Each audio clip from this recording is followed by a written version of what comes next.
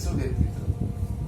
Sulit Nah, kalau pakai atur gini, ini maksudnya kan nggak usah ngarang ceritanya, butuh nawang-nawang gitu.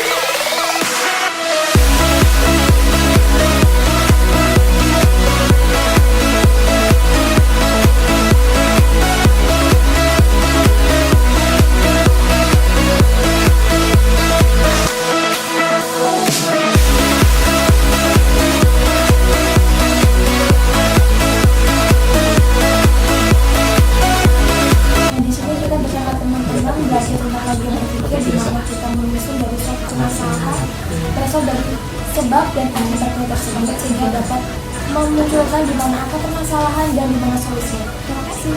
Dari pelatihan logika berpikir ini saya dapat mengetahui kerangka dari penyelesaian masalah, sebuah konsep yang sangat rudimen. Dari kegiatan logika berpikir hari ini saya belajar apa itu negasi serta bagaimana merumuskan program yang tepat sasaran. Logika berpikir hari ini diberikan kepada mahasiswa bertujuan agar mahasiswa mampu merumuskan sesuatu berdasarkan masalah sehingga setiap mereka menemukan suatu problematika dapat dipecahkan berdasarkan analisa yang tepat dan sesuai.